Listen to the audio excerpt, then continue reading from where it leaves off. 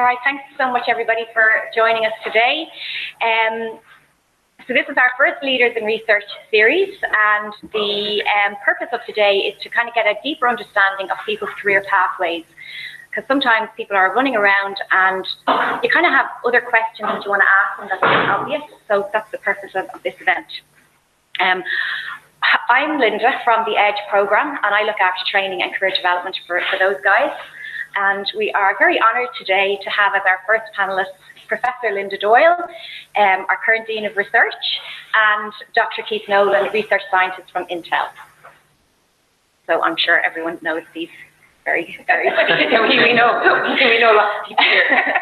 So the format is we're just going to ask some questions. I'm going to talk with Linda initially because the questions are just slightly different, and then hopefully open it up to a discussion and some questions from you guys. Is that okay?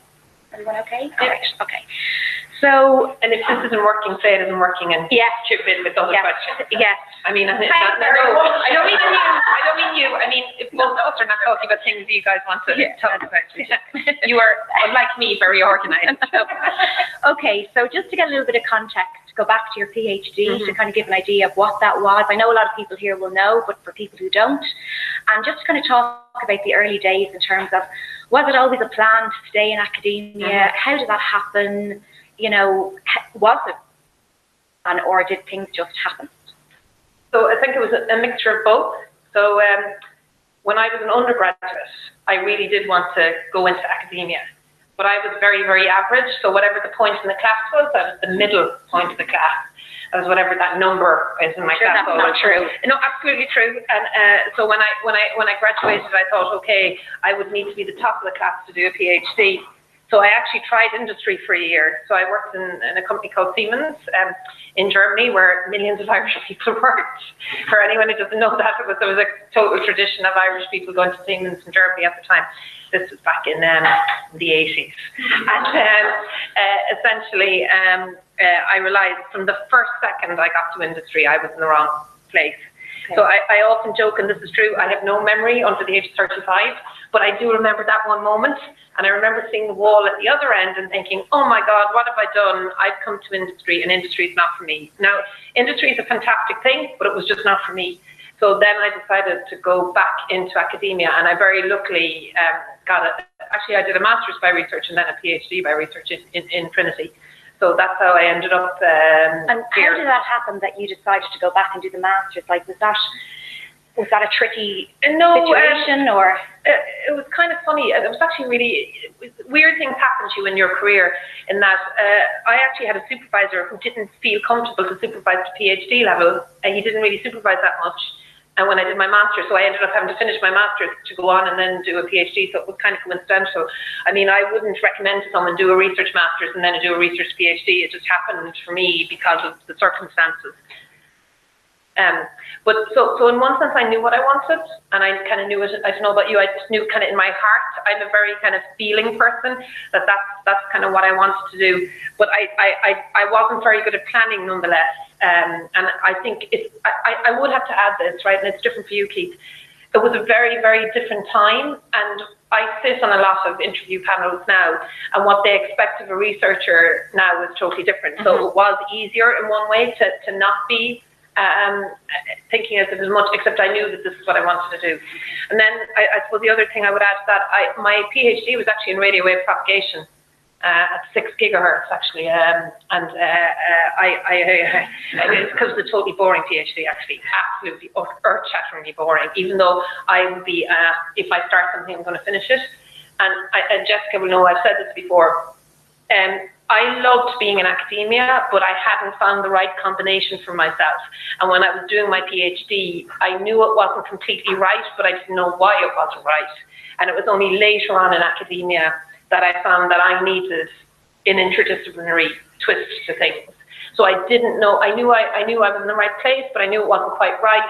I didn't know how to find, and again, you by happenstance, I had this very weird experience where MIT opened up MIT Media Lab in Dublin, and it turned out to be a flop in the end. But when it was open first, it was this really amazing place where you could just hang out, and they had a totally different attitude to research. And I was working here, but I just said, can I go to, I just sat there, and they said, oh yeah, you can run a group here. It's really weird. And you do actually, I have to think, you take chances and not be afraid. So I went, and people here didn't seem to miss me when I went down there. So, and they really opened my mind. So there are some things they do that are brilliant, and some things that they do are not so brilliant. But they helped me find that I needed something more. So I knew wanted academia. I wasn't really sure what it was in it. And I think kind of your PhD for me was like, okay, it's something I need as a stepping stone. I need to finish it. And if I finish that, I'll have the freedom to look around a bit more. That's why postdocs, I think, are really good. You should think of it as freedom to look for what it is that's really you. Okay, so you mentioned things are different now, and lots of the time I've heard the postdocs talk about permanent positions, etc. What would you say to people who are looking for a permanent academic position? Or so, how would you respond? Yeah, I hate to be doom and gloom, you know, but if you look at the numbers, the sheer numbers. So Raquel told me an interesting fact. So Raquel, do people know Raquel Harper here? She a lot of people do, and some probably people don't. But she manages our kind of funding diversification, and she's very on top of all the stats of, you know, postgraduate, postdoctoral researchers. And she told me something like that in some survey that's ongoing at the moment. I think, Richard, you were, is it the Vitae survey? Yeah, that over 60% of postdoctoral researchers want an academic position. And if you crunch the numbers, if you're talking about permanent academic jobs, they don't exist in those numbers. If you're talking about longer term postdoctoral research, things are turning into that now. But what I would say is that if you stop thinking of it completely traditionally, there are many different opportunities now that didn't exist then. So, but yeah. So I think there's a much wider variety of startups. There's commercial startups. There's the social entrepreneurial type things. There's a lot more opportunities to kind of start things on your own of a variety of kind of types. There's opportunities to be in universities for shorter amounts of time, but still to do quite significant big things. But it is the case, all right, if you want a traditional academic job, I'm kind of glad I'm old, and I'm not saying this to depress you, but there is a lot of demands on people now. You know, they want you to have your publications, they want you to have an international reputation, they want you to have shown some track record of some funding. It doesn't have to be big, but a track record. You know, they want you to know what you're doing research-wise. And if I'm really, really honest, I luckily fell upon an academic job because it was at a time when, you know, many people weren't staying around in academia. Loads of existing academics didn't want to teach big first-year classes, and they were going, oh, just get any, you know, we'll take that person in, they can teach, and we don't have to do it. And it's very, very different to that now. You know, so, but I think there's an awful lot of really, really capable, ambitious people here, and if you're prepared to move, I think this is the challenge. If you're prepared to move, I think there are jobs for you, but people for many different reasons may be stuck to it, for family reasons, for other reasons, to a particular country.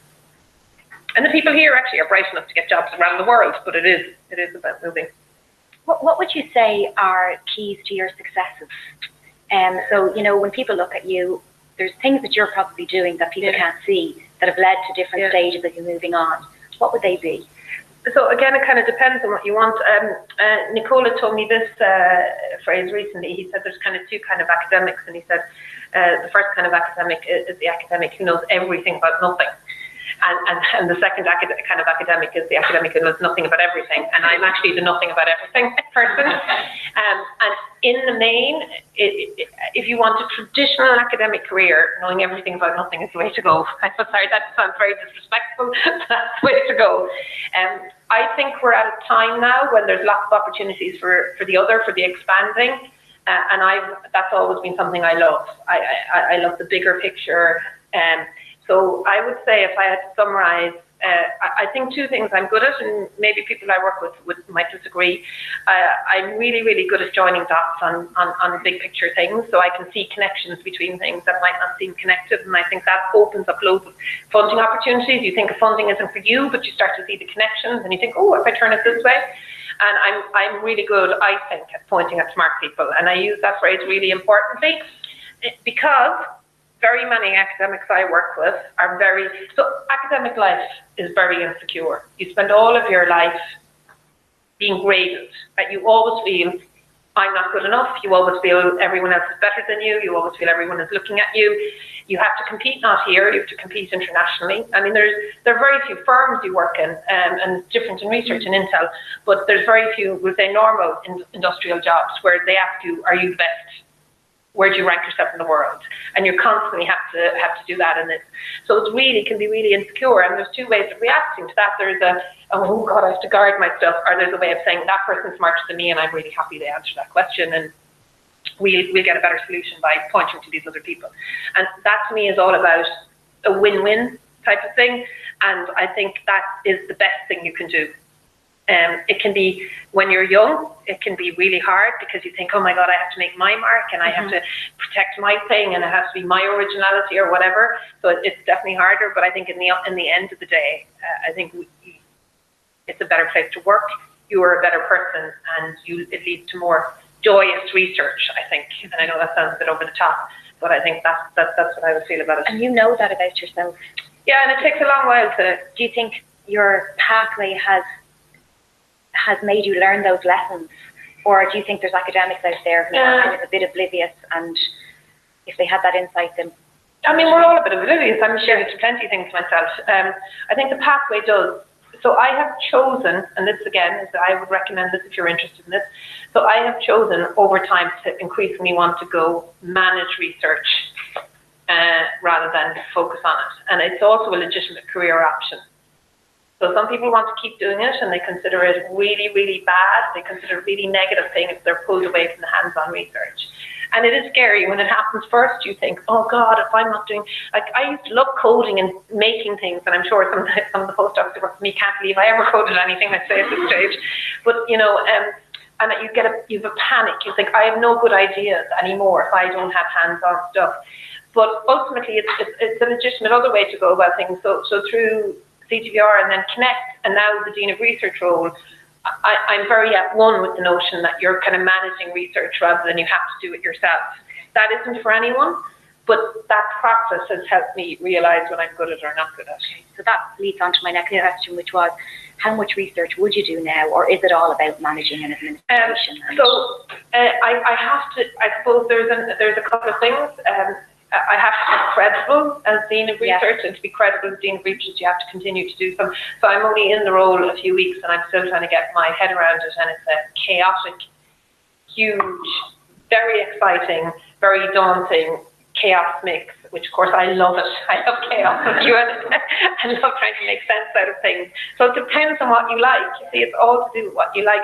You know, sometimes we would, and Manuela and others would, you'd say to me, what does industry want? And I'd say, block your ears, we don't know what they want, but who cares? It's great, it's a great opportunity to make something. Whereas other people like a set, and neither one is good or bad. I just particularly like that other way of doing things, and it does help you kind of, as you say, understand what you're about. I mean, I'm oblivious, as I said, to plenty of things. Sure. And that leads on to my next question, which is, so have there been failures or maybe, you know, more challenging things that you've experienced that have led you to this? I mean, plenty. I mean, I always quote this one. I mean, when I actually applied for, I quote this all the time, when I applied for a job in Trinity, an academic job in Trinity in the first instance, I actually was working in the job. So they were stuck for somebody and they gave me the job. And then I had to formally apply for it, you know, the typical kind of thing that happens. And one of our colleagues, remember Conor Nolan, said to me, he said, look, if you don't get this job, you'll be the first person who has the job already not to get it. And guess what happened? Did you not get it? I didn't, and I actually cried for a whole weekend. And I remember a friend of mine came over and she said to me, you going to cry all weekend? And I said, yeah. And she went, bye. She was like totally distraught with it. And the person who got it, he was much better than I was. He deserved to get it.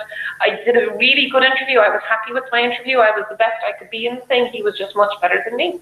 And he deserved to get it. And then by luck, I just happened to get another one sometime after. But it did actually teach me some good lessons. And one of the things at the time, I was very, very, very into teaching at the time. And you can take this in a general way. I was very, very into teaching at the time. And I was kind of known as a good teacher. But it's really funny, academia can be really narrow-minded, and if you're known as one thing, they can't accept that you can do another thing. So I nearly had to purposely show lack of interest in teaching for them to take me seriously as a researcher. So, you know, under normal circumstances, I'd be going, oh, we could try this in teaching, and we could do this, and we could do that. Whereas I had to, for a few years, go, I'm not going to volunteer for this thing.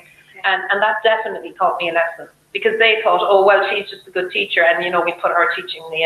And there was actually, I have to say, in the department I went with, there was a female element to that as well. It was like, oh, yeah, she'll just teach those big classes, and, you know, women are good at that kind of thing, looking after big numbers of students. So there was an element of that in the equation at the time as well. You would do that now, looking back, you know, avoid that angle? I think I would, because I think when you're older, somebody asked me recently, I had to give a talk down at Tyndall, and they asked me, you know, looking back, what would you do? And the thing is, you see, when you're older, you kind of, you know, you get to the point where you go, nobody died. This is not a disaster, okay? There's many worse things happening in the world. But it's very hard to be like that when you're young and you're anxious, when you have, you know, when your family may be dependent on you, when you're in a precarious situation. So you kind of do what you do when you're focused on those situations, you know. And it's very funny how you can get labelled as one thing in this world. So we're supposed to be kind of cutting edge forward thinkers, and we're, you know, we're the worst labellers. I mean, you know, the arts and humanities and artists people I work with, everyone's put into kind of a box, and I do it too. So you kind of have to fight against it a lot. In terms of what my postdocs need to keep in mind going forward, things like, I mean, I'm new to this area, things like gender, you know, attracting funding, interdisciplinarity, and all those things. How do they gather all of that experience at this point? Well, I think I would say two things. So the first thing I think you need to do is you need to kind of understand what is you really want to do and what's part of your identity. 9 out of 10 times, and I've said this to some of the people who work with me, I sit on interview panels for postdocs looking for academic jobs, okay? And one of the things that drives me crazy is when they give me a list of what their research is. So they might go massive MIMO, 5G, you know, new waveforms, and I'm not picking on you. You know, blah, blah, blah, blah, blah, blah, blah, right? And I would say, oh, God, like, that's the list. Like, who are you, and what are you bringing to this research? So I think the very first most important thing is to understand what motivates you and drives you, and to be able to step out of that a bit, you know. And I can see that in you, Armin, you've completely stepped out of it and know why you're doing that and why those things are relevant to you. So I think that's a really important thing, right? And in that, then, I think it is a matter of recognizing transferable skills. So in academia, you need to be able to communicate really well. You need to be able to sell yourself to get funding. You need to be able to sell yourself when you write a paper so someone can understand you. You need to be organized, and you need to manage your time. You need to do all of those things in industry as well. So I think if you're working on those, they're transferable to other things. But the other thing I would recommend, and I think I look back and, you know, you can say this and you think, oh God, did I do this enough for the people here? Don't be afraid to volunteer for things. Don't be afraid to make something your own, or don't be afraid to say, I'm going to set up a club that does such and such a thing. I'm going to set up a think tank that does blah, blah, blah. I'm going to set up something that is about influencing policy, you know, if that's what you want. And I think it's very, very good to make things your own that you can put your name on. And that matters whether you're going into academia or whether you're going into industry or you're going into agencies or whatever. You can say, I took control of this. And I think you can see, you know, an awful lot of people here have multiple capabilities. I'm always stunned at the level of capability in many ways. But it should be something that motivates you, whatever it is, you know, even if it's football or whatever. That's your questions. Thank you. Yeah, great. Okay, so we're going to just pop over to Keith now. We'll leave questions till the end if that's okay, because hopefully we might get a flavour of what those people think. Okay, so Keith, you're working in industry, not academia. So has it always been that plan when you were an academic? Did you think, if I could stay here, I would, but industry called and you took the opportunity? I'm trying to get the truth to this now. Yeah. I should say that... I'm in trouble now. It's been recorded. I just point out... The here are of the people being interviewed. Yeah, I can't speak anything about the company. Just my personal view or story. It's quite interesting. Like Linda was talking about what she's talking about in the background and her paths, and there's a lot of actual similarities that maybe now is the time to realize that we're actually following similar paths. when it comes to the way we handle research. But honestly, I started wireless comms really, really young. I was about 8, talking to truckers and I confirm with this. I'm there, just finished homework, and I'm talking to, it was unusual propagation conditions back in the 80s again. If you nobody knows. And hardly anyone here remembers those times, but so they went from there. It was pure magic, absolutely black art. How does my voice from a place in Westmeath, in the centre of Ireland, end up being heard by a trucker flying down some whatever back road in Kerry on and, it was purely that curiosity, and curiosity drove and still drives an awful lot of what I'm personally doing here. It's inquisitiveness. I use this term, Manuel and Jonathan joined us recently, and we were describing what we're doing, and we're essentially insight junkies. That's the term. We're constantly searching for insight. But anyway, getting back to the story, from 8, I quickly go up. But even when we were doing secondary school, I gravitated towards more the engineering side, and I would always be the one, prompting the teacher to put an order to like radionics and maths or whatever it was at the time, and we would get stuff in. And that went on through then starting the undergrad in Trinity. And it was at near the end of that, and I spent, we did final year projects, probably still do, and of course that was on software-defined radio at the time. This is back 1998, 1999 sort of time frame. And it was around that time actually when, through Philip McKenzie at the time, I met Linda. And I still remember this. Linda had a whiteboard in her old office way up the site, and had a drawing of an antenna, an ADC, processor. It was like 3 simple blocks. And that's still... software radio drawn on the wall, That was drawn simply, but it was a powerful concept at the time. There's a lot going on that emerged shortly afterwards. Was that it really, I was putting together all this stuff we've been doing, black art radio, and looking at these. I have a transceiver at home. It's older than I am. Valves and everything, and pure, how does this work with a mystery? And I went from that to this concept of software radio. And that really kicked off the thinking about what you can do with this, what you can turn your hands to, and what you can develop. Of course, that led into the research side. But as part of the normal research, there at the very start, I think it was only a couple of us at the time when we started off with Linda. Publications, of course. It was great insight getting out into the first time doing conference presentations, getting the hard questions coming back. Fantastic for refining their story. And of course, then it became, publications. But what was kind of missing was taking it, it seemed like the work stopped once the publication was out. And you either kept on down this route, refining it, or you slightly changed topics. Later on, then, when CTVR was established, the first wave of industrial partners came in, and they were coming. We're having meetings here, and they're like, we've got this problem, we want to expand our market, or we've got this technical problem we can't solve. And that was the first real engagement with... You were very attracted to it. Yeah, but the thing was, it was not so much it was going beyond the publication, it was having impact. It was like, almost like the idea that something you would work on, be out on, in that people would actually use it. Something that is, because we would have grown up, the development of the internet, we get modems, and you kind of go, somebody out here has developed the IP that sits in that box that's turning the bits back again, the Uniting modems and things like that. But it went off from there. So there was a lot more, things like innovation partnership program. There was innovation vouchers that were smaller little pieces of work. And through that, actually ended up working with a whole mix of companies, from the people who looked at the traditional radio side, who were doing the satellite comms, to others who were actually, one guy was developing a whole stockbroking, like a stock analysis software and prediction, and so you could. And that was like on Post even. Yeah, we did a big project with on Post. They were at the time trying to work out how did they develop something new that essentially could keep all of the people employed in the post office around the country employed, which was a really difficult.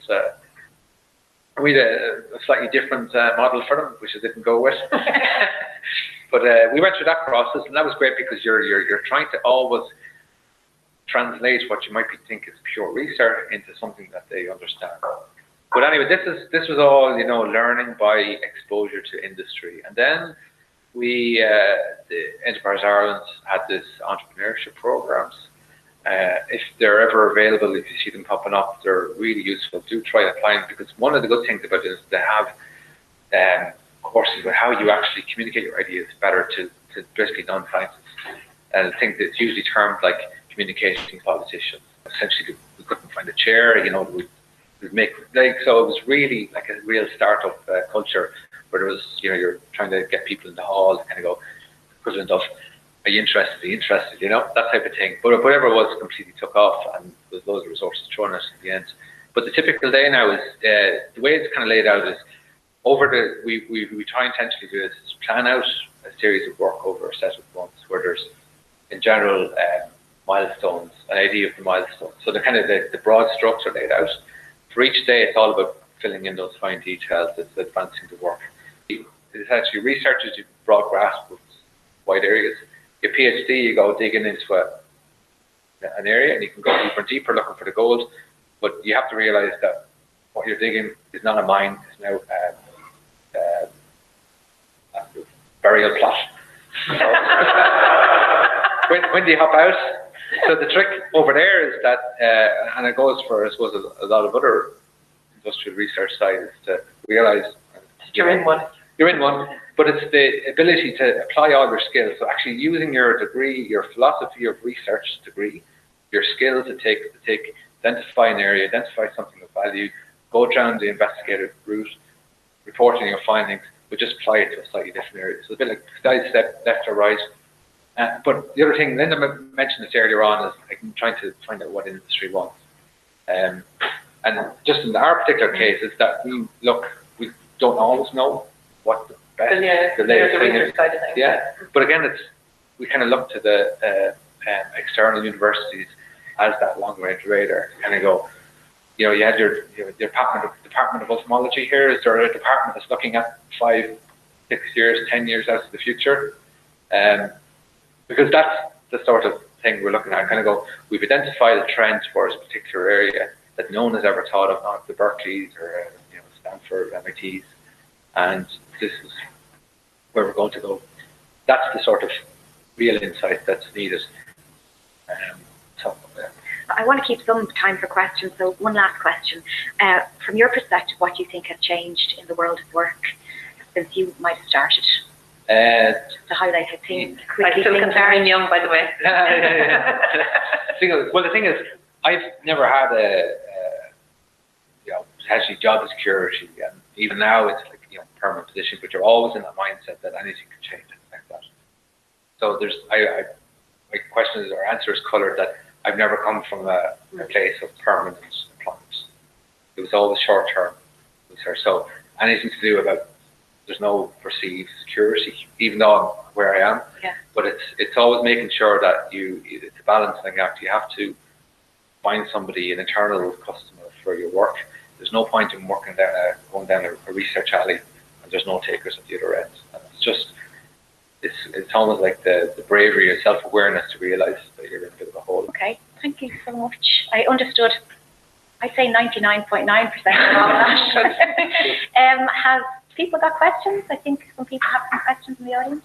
Yes, go ahead. This way, like you were mentioning that they don't really career plan. Yeah. So you can Yeah. both. Also, you have some wishes or something that you want at some point. So obviously, you have certain transition points. You want to come from. Alright. So and then, what would you say that if you don't have like a kind of specific strategy and your main motivation and goals, what would you like to be remembered for? Yeah, I know. I actually kind of have gone to the. I don't really believe in that whole being remembered for thing, I have to say.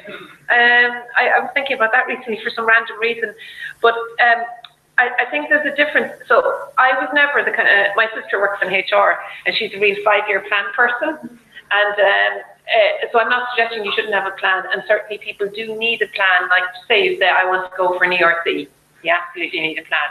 It's not going to happen by mistake. But while I didn't have specific plans, I'm very pro-risk. So when an opportunity came along, I would go, yeah, I'll do it. So even if I felt that, so I have been lucky. So I would say that there's a number of situations where, like, I didn't expect to have to take over CTVR when I did, but I didn't just think about it, I just did it. And in the current role I'm in as well, I actually didn't expect that that would be there. So sometimes so I don't have a plan, but I do have a plan to be open to things when they come up. So that's the first thing I say. But the second thing, I think we all have in academia, you're right, you have to have some ambitions.